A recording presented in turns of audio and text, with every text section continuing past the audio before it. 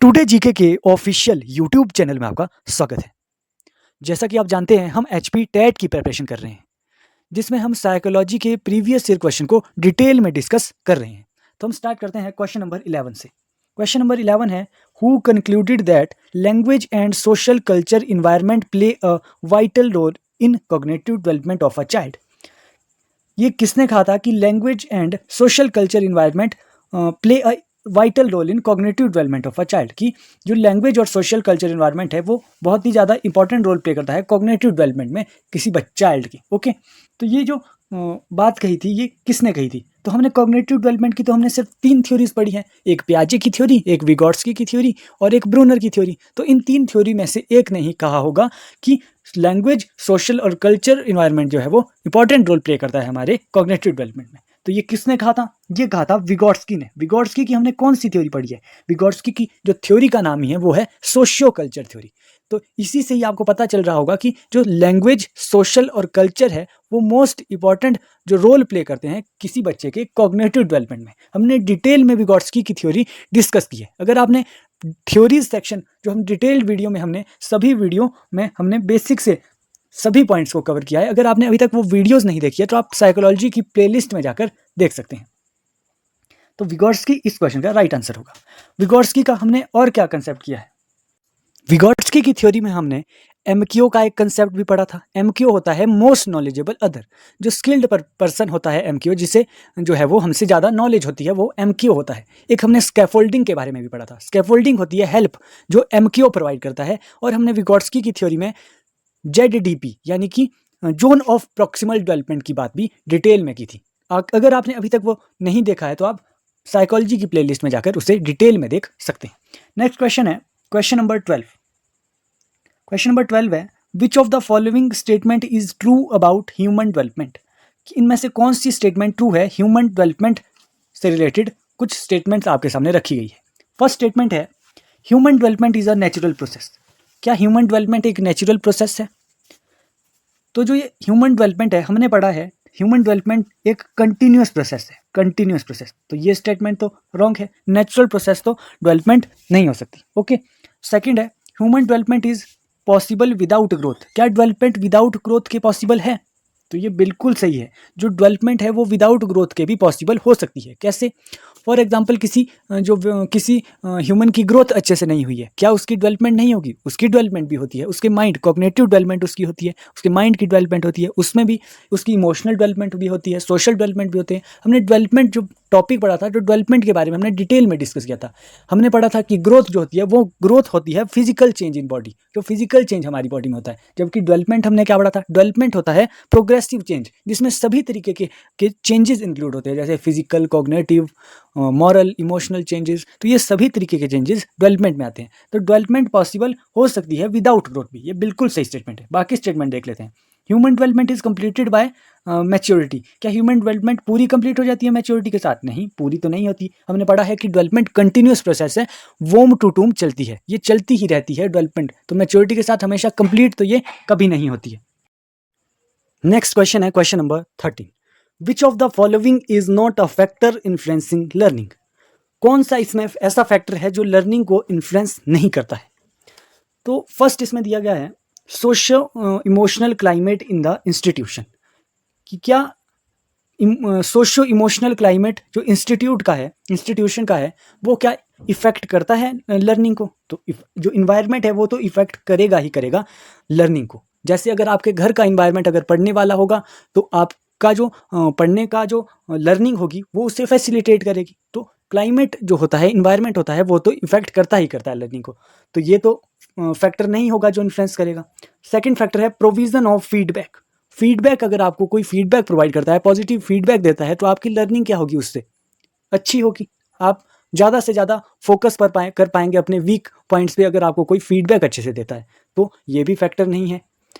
Transportation facility, transportation facility का क्या कुछ लिंक है लर्निंग से? बिल्कुल नहीं है। तो यही इस क्वेश्चन का राइट आंसर होगा कि ऐसा फैक्टर हमें बताना था जो लर्निंग को अफेक्ट नहीं करता है। ट्रांसपोर्टेशन फैसिलिटी का तो कोई कंसेप्ट ही नहीं है लर्निंग के साथ। तो यही इस क्वेश्चन का राइट आंसर होगा। एक डी पॉइंट भी, डी जो ऑप्शन है वो भी पढ़ लेते हैं। एस्पिरेशन लेवल ऑफ लर्नर, जो शिक्षार्थी की आकांक्षा का स्तर, जब बच्चे की एस्पिरेशन लेवल अच्छा होगा तो बच्चे को क्या होगा, लर्निंग वो अफेक्ट करेगी। तो हम इस क्वेश्चन का राइट आंसर ट्रांसपोर्टेशन फैसिलिटी ही करते हैं। ये बेसिक क्वेश्चन था, आप कॉमन सेंस से भी इस क्वेश्चन को कर सकते थे। नेक्स्ट क्वेश्चन है question number 14। When the conscious mind of a person is focused on object activity it is called. When the conscious mind, अगर किसी का कॉन्शियस माइंड ऑफ, किसी पर्सन का कॉन्शियस माइंड फोकस करता है किसी ऑब्जेक्ट या फिर एक्टिविटी का पे, उसे क्या कहते हैं? ये ऑप्शन है अटेंशन। फोकस करना, आप अटेंशन ही होता है फोकस करना, ठीक है, तो आप इसे डायरेक्ट अटेंशन कर सकते थे, बाकी ऑप्शन आपको पढ़ने की बिल्कुल ज़रूरत भी नहीं थी। अटेंशन ही इस क्वेश्चन का राइट आंसर था। अगर हम किसी चीज़ पे फोकस करते हैं तो इसका मतलब होता है उसे अटेंशन ही कहते हैं। तो इससे डायरेक्ट आप अटेंशन इस क्वेश्चन का आंसर कर सकते थे। हमने कॉन्शियस माइंड से रिलेटेड एक थ्योरी भी पढ़ी है जिसमें हमने कॉन्शियस माइंड, अनकॉन्शियस माइंड और सबकॉन्शियस माइंड की बात की थी। हमने कौन सी थ्योरी में ये बात की थी? तो हमने ये बात की थी साइको एनालिटिकल थ्योरी में। साइको एनालिटिकल थ्योरी किसने दी थी? सिगमंड फ्रॉइड की। सबसे पहली थ्योरी हमने चाइल्ड डेवलपमेंट में साइको एनालिटिकल थ्योरी की थी, जिसमें हमने ये कॉन्शियस माइंड, अनकॉन्शियस माइंड और सबकॉन्शियस माइंड का जो कंसेप्ट है उसे डिटेल में किया था। इसी थ्योरी में हमने इड, ईगो और सुपर ईगो की बात भी की थी। अगर आपने अभी तक ये वीडियो नहीं देखी है तो इसे भी आप जरूर देखें, इससे आपकी डेफिनेटली एग्जाम में हेल्प होगी। तो अटेंशन इस क्वेश्चन का राइट आंसर था। नेक्स्ट क्वेश्चन है question number 15। Unusual repetitive behavior and or a tendency to engage in a restricted range of activities are the symptoms of। Hindi में पढ़ते हैं, व्यवहार की असामान्य पुनरावृत्ति या सीमित गतिविधियों में संलग्न होने की प्रवृत्ति डैश के लक्षण है। तो अगर कोई पर्सन जो है वो अनयूजुअल रेपिटेटिव बिहेवियर करता है या फिर tendency to engage in restricted range of activity, यानी कि बच्चा क्या करता है किसी के साथ, मतलब अगर बच्चा कुछ ऐसी एक्टिविटीज़ करता है कि वो अनयूजुअल रेपिटेटिव बिहेवियर कर रहा है, या फिर क्या करता है कि पर्सन किसी के साथ कम्युनिकेट नहीं कर पा रहा है, किसी के साथ रिलेशनशिप बिल्ड नहीं कर पाता है, किसी सोसाइटी के साथ सोशलाइज, उसकी सोशल डेवलपमेंट अच्छे से नहीं होती है, तो ऐसे ये जो सिम्टम्स है, ये जो सिम्टम है ये ऑटिज्म, इसे सिम्टम को कहते हैं ऑटिज्म। तो ए ऑप्शन इस क्वेश्चन का राइट आंसर था। तो ये जो जब भी आपसे क्वेश्चन पूछा जाएगा तो इसी तरीके से ये एज इट इज़ आपसे क्वेश्चन किसी भी एग्जाम में पूछा जा सकता है, तो आप एज इट इज़ इस क्वेश्चन को याद रखेंगे। ऑटिज्म कहते हैं अगर कोई पर्सन जो है वो अनयूजुअल रेपिटेटिव बिहेवियर करता है या फिर वो डिफ़िकल्ट, वो कम्युनिकेट नहीं कर पाता है किसी और के साथ, और रिलेशनशिप फॉर्म करने में किसी अदर पर्सन के साथ उसे दिक्कत आती है, तो उसे ऑटिज्म वो सिम्टम इस क्वेश्चन का राइट आंसर था। तो ये डायरेक्ट क्वेश्चन आप यहाँ से याद रख सकते हैं। नेक्स्ट क्वेश्चन है question number 16। If a child misbehaves in a class time and again the teacher should, यदि कोई बच्चा कक्षा में बार बार दुर्व्यवहार करता है तो शिक्षक को चाहिए कि, फर्स्ट जो ऑप्शन है इग्नोर हिम। अगर बच्चा बार बार क्या है मिसबिहेव कर रहा है क्लास में, तो आपको क्या करना चाहिए? क्या बच्चे को इग्नोर करना चाहिए? बिल्कुल नहीं, इग्नोर तो बिल्कुल नहीं करना चाहिए। पनिश हिम, पनिशमेंट तो टीचिंग प्रोफेशन में है ही नहीं, पनिशमेंट तो हम दे ही नहीं सकते बच्चे को। थर्ड है क्रिटिसाइज हिम, क्या हमें आलोचना करनी चाहिए बच्चे की? नहीं, आलोचना भी नहीं करनी चाहिए। काउंसिल हिम, हमें उसे परामर्श देना चाहिए, उसके पेरेंट्स से बात करनी चाहिए। तो ये तो कॉमन सेंस से एप्टीट्यूड का क्वेश्चन था, या बिल्कुल सही करके आएंगे, ऐसी मुझे आशा है आपसे। नेक्स्ट क्वेश्चन है question number 17। Which of the following is not a cause of child delinquency. निम्नलिखित में से कौन सा बाल अपराध का कारण नहीं है? बाल अपराध की यहाँ पे बात हो रही है। पढ़ लेते हैं option. Balance level of aspiration, balance level, aspiration का मीनिंग होता है आकांक्षा, एस्पायर, ओके। अगर बच्चे की अगर आकांक्षाएं हैं वो बैलेंस्ड है, क्या बच्चा फिर कोई अपराध करेगा? बिल्कुल नहीं करेगा, कोई अपराध नहीं करेगा। अगर उसकी आकांक्षा है, अगर उसमें कोई इच्छा ही नहीं है, वो संतुष्ट है अपनी इच्छाओं से, यानी कि बैलेंस्ड है, ठीक है।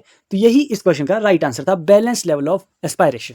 और ऑप्शन भी देख लेते हैं। इमोशनल कन्फ्लिक्ट्स, आप इसे जो है वो इमोशनल कन्फ्लिक्ट्स, और जो ऑप्शन इसमें दिए हुए हैं आप उन्हें जो है वो एलिमिनेट करके भी इस क्वेश्चन का राइट आंसर निकाल सकते थे। किस तरीके से? इमोशनल कन्फ्लिक्ट, इमोशनल कन्फ्लिक्ट यानी कि भावनात्मक द्वंद्व। बच्चा क्या है, कुछ मन ही मन में सोचता ही रहता है, सोचता ही रहता है। अगर वो बच्चा सोचता रहेगा तो वो कोई ना कोई बाल अपराध करेगा ही करेगा। अगर वो कुछ ज़्यादा सोचेगा तो इमोशनल कन्फ्लिक्ट जब बच्चे के मन में होंगे तो वो बाल अपराध करेगा ही करेगा। नॉन फुलफिलमेंट ऑफ नीड्स, अगर उसकी जो आवश्यकताएं हैं वो अगर फुलफिल नहीं हो रही है तो वो अपनी आवश्यकताओं को पूरा करने के लिए कुछ ना कुछ अपराध जरूर करेगा, कोई बच्चा, बाल अपराध। निग्लेक्टिंग बिहेवियर ऑफ पेरेंट्स, अगर उसके पेरेंट्स बच्चे के साथ अच्छा व्यवहार नहीं कर रहे हैं तो वो कुछ ना कुछ अपराध करेगा ही करेगा। तो इस तरीके से ये 3 ऑप्शन तो बिल्कुल गलत थे, ये तो अपराध के कारण थे। और फोर्थ क्या था? Fourth balance level of aspiration, अगर उसका एस्पायरेशन लेवल अगर बिल्कुल संतुलित होगा, बैलेंस्ड होगा, तो वो कोई अपराध नहीं करेगा। ए ऑप्शन इस क्वेश्चन का राइट आंसर था। तो ये जनरल एप्टीट्यूड के क्वेश्चन है, ये आप बिल्कुल सोच समझ के आप अपने एग्जाम में टिक कर सकते हैं। नेक्स्ट क्वेश्चन है question number 18। Which of the following statement about motivation is correct? तो ये मोटिवेशन से रिलेटेड क्वेश्चन है। ए ऑप्शन है कि मोटिवेशन से रिलेटेड कौन सी स्टेटमेंट करेक्ट है? Motivation is internal only. Internal यानी कि क्या हम अपने आप को ही मोटिवेट करते हैं? क्या कोई दूसरा पर्सन हमें मोटिवेट नहीं कर सकता है? क्या एक्सटर्नल नहीं हो सकती मोटिवेशन? हो सकती है, हम अपने आप को भी मोटिवेट कर सकते हैं और दूसरा भी हमें कोई मोटिवेट कर सकता है। तो मोटिवेशन इज इंटरनल ओनली, नहीं, एक्सटर्नल भी हो सकती है। मोटिवेशन इज एक्सटर्नल ओनली, नहीं, इंटरनल भी हो सकती है, हम खुद भी अपने आप को मोटिवेट कर सकते हैं। थर्ड है motivation is included as a result of some need. जो मोटिवेशन है वो किसी आवश्यकता से उत्पन्न होती है, किसी नीड से उत्पन्न होती है। यस, अगर हमें कुछ ना कुछ करना है तभी हम अपने आप को मोटिवेट करेंगे। यस, यही इस क्वेश्चन का राइट आंसर था, C option. Motivation is inculcated as a result of some need. D option है motivation is not useful for learning. Learning के लिए ही तो मोटिवेशन सबसे ज़्यादा इंपॉर्टेंट है। तो डी जो स्टेटमेंट है वो तो बिल्कुल रॉन्ग थी। तो सी ही इस क्वेश्चन का राइट आंसर था। नेक्स्ट क्वेश्चन है question number 19। Positive transfer of learning is possible when. इस क्वेश्चन का देखने से पहले आपको ट्रांसफर ऑफ लर्निंग समझना पड़ेगा कि ट्रांसफर ऑफ लर्निंग क्या है। ये कंसेप्ट जो है ये बीएड सेकंड सेमेस्टर का एक कंसेप्ट है लर्निंग का, कि ट्रांसफर ऑफ लर्निंग क्या होता है। ट्रांसफर ऑफ लर्निंग होता है use of previous acquired knowledge in new problem solving situation. जब हमें कोई प्रीवियस नॉलेज होती है, उस नॉलेज का अगर हम किसी दूसरी कंडीशन में यूज़ करते हैं, किसी नई प्रॉब्लम सॉल्विंग सिचुएशन में यूज़ करते हैं, उसे ट्रांसफर ऑफ लर्निंग कहते हैं। एग्जांपल के साथ हम इसे समझेंगे। जैसे फॉर एग्जांपल कोई थर्ड क्लास का बच्चा है, उसे प्लस माइनस और मल्टीप्लाई के क्वेश्चन तो आते हैं, पर अब उससे क्या करने हैं? डिवीज़न के क्वेश्चन करने हैं। तो डिवीज़न के क्वेश्चन करने के लिए सबसे पहले हमें क्या पता होना चाहिए? मल्टीप्लाई कैसे करते हैं, प्लस कैसे करते हैं, माइनस कैसे करते हैं। तो उस बच्चे को प्लस माइनस मल्टीप्लाई तो आता है, तो ये प्लस माइनस मल्टीप्लाई उस बच्चे का क्या करेगी? हेल्प करेगी डिवाइड के क्वेश्चन करने में। तो ये क्या हुआ? एक तरीके से ट्रांसफर ऑफ लर्निंग हो गया। प्रीवियस जो बच्चे ने नॉलेज एक्वायर की थी वो हेल्प करेगी उसे न्यू प्रॉब्लम सॉल्व करने में, न्यू डिवीजन के क्वेश्चन को सॉल्व करने में। ये होता है transfer of learning. Transfer of learning भी 3 तरीके की होती है। एक होती है पॉजिटिव ट्रांसफर ऑफ लर्निंग, एक होती है नेगेटिव ट्रांसफर ऑफ लर्निंग, और एक होती है zero transfer of learning. Positive transfer of learning क्या होती है? अगर कोई प्रीवियस नॉलेज जो हमें होगी, अगर वो हेल्प करेगी किसी न्यू प्रॉब्लम सिचुएशन में, तो उससे कहते हैं पॉजिटिव ट्रांसफर ऑफ लर्निंग। अगर हेल्प नहीं करेगी नॉलेज, तो उससे कहते हैं जीरो ट्रांसफर ऑफ लर्निंग। और नेगेटिव क्या हुई? अगर वो प्रीवियस नॉलेज अगर बाधा होगी उस न्यू प्रॉब्लम सॉल्विंग सिचुएशन में, अगर वो कोई बाधा ऑब्स्टेकल पैदा करेगी वो प्रीवियस नॉलेज न्यू किसी कंसेप्ट को समझने में। For example negative transfer of learning का एक एग्जांपल है कि अगर हमें इंग्लिश सीखनी है तो हमारी प्रीवियस नॉलेज क्या होगी?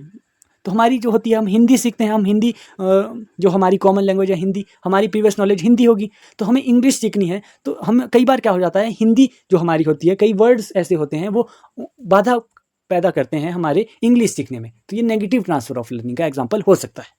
तो इस क्वेश्चन में क्या दिया है? पॉजिटिव ट्रांसफर ऑफ लर्निंग की बात की है। Positive transfer of learning is possible when the task are similar. A option है टास्क आर सिमिलर, क्या अगर कार्य समान है। टास्क आर कंट्रेरी, कार्य अगर विपरीत है। The tasks are activity based and all of the above. तो पॉजिटिव ट्रांसफर ऑफ लर्निंग कब होगी? अगर प्रीवियस नॉलेज जो होगी, प्रीवियस नॉलेज हमने जो एक्वायर की होगी, अगर वो हेल्प करेगी हमारी न्यू प्रॉब्लम में। तो अगर टास्क सिमिलर होंगे, जैसे प्लस माइनस मल्टीप्लाई का मैंने आपको क्वेश्चन दिया, क्वेश्चन का जो एग्जांपल मैंने आपको बताया था प्लस माइनस मल्टीप्लाई का, तो प्लस माइनस मल्टीप्लाई हेल्प कर रहे थे ना डिवाइड करने में। तो ये एक तरीके का कैसा टास्क था? ये सिमिलर टास्क था, मैथमेटिक्स का ही टास्क था ना। तो ये अगर टास्क अगर सिमिलर होंगे तभी तो पॉजिटिव ट्रांसफर ऑफ लर्निंग हो सकती है। तो ये प्लस माइनस मल्टीप्लाई क्या थे? मैथमेटिक्स का एक टास्क था जो हेल्प कर रहे थे डिवाइड, जो एक मैथमेटिक्स का अगेन टास्क था। तो अगर टास्क सिमिलर होंगे तभी पॉजिटिव ट्रांसफर ऑफ लर्निंग हो सकती है। तो ए ऑप्शन इस क्वेश्चन का राइट आंसर था। आपसे नेक्स्ट एग्जाम में नेगेटिव ट्रांसफर ऑफ लर्निंग भी पूछ सकते हैं कि negative transfer of learning is possible when. तो मैंने आपको बताया नेगेटिव ट्रांसफर ऑफ लर्निंग कब होगी? जब वो जो प्रीवियस एक्वायर्ड नॉलेज है वो अगर ऑब्स्टेकल करेगी न्यू लर्निंग में, ओके। और जीरो ट्रांसफर ऑफ लर्निंग कब होगी? जब व्हेन टास्क आर जो ऑपोजिट अगर होंगे, अगर सिमिलर नहीं होंगे, ओके। तो इस तरीके से आपसे क्वेश्चन पूछा जा सकता है ट्रांसफर ऑफ लर्निंग से। आई होप आपको ट्रांसफर ऑफ लर्निंग समझ आया होगा। हम डिटेल्ड वीडियोस में भी ट्रांसफर ऑफ लर्निंग एक छोटा सा जो है वो टॉपिक करेंगे, तो आप हमारे चैनल के साथ बने रहेंगे। अगर आपने पिछली वीडियोस नहीं देखी है तो उन्हें भी आप जरूर देख लें। नेक्स्ट क्वेश्चन डिस्कस करते हैं, question number 20। Providing knowledge of result to student will, छात्रों को परिणामों का ज्ञान प्रदान करना डैश। अगर हम बच्चों को क्या करते हैं, रिजल्ट बताते हैं, तो उससे क्या होता है बच्चे में? Discourage learning. क्या बच्चे की लर्निंग डिस्करेज होती है? बिल्कुल नहीं, डिस्करेज तो नहीं होगी। प्रमोट लर्निंग, प्रमोट बिल्कुल होगी। बच्चे में क्या होगा, जब रिजल्ट बच्चे का जब सामने आएगा तो बच्चे में क्या होगा, अगर बच्चे के अच्छे मार्क्स होंगे तो उसमें क्या होगी, एक अच्छे से क्या होगी कि बच्चा अगली बार फिर से और अच्छा करने की कोशिश करेगा। अगर बच्चे के कम मार्क्स होंगे तो वो दूसरे बच्चों को देख के और अच्छा करने की कोशिश करेगा नेक्स्ट टाइम। तो प्रमोट होती है लर्निंग अगर हम रिजल्ट बच्चों को बताते हैं। स्टॉप लर्निंग, नेक्स्ट जो सी जो ऑप्शन है स्टॉप लर्निंग, ऐसा तो बिल्कुल नहीं होगा। और डाइवर्ट लर्निंग ऐसा भी नहीं होगा। तो बी ही ऑप्शन इस क्वेश्चन का राइट आंसर था। प्रमोट लर्निंग होती है अगर हम बच्चे को रिजल्ट बताते हैं। तो ये थे कुछ आज के प्रीवियस ईयर क्वेश्चन जो आपके एग्जाम में जो मोस्ट इंपॉर्टेंट रोल प्ले करेंगे। तो ऐसी ही हेल्पफुल वीडियोस देखने के लिए टुडे जीके के चैनल को लाइक, शेयर एंड सब्सक्राइब करेंगे। Thank you so much. मिलते हैं नेक्स्ट इंपॉर्टेंट वीडियो के साथ।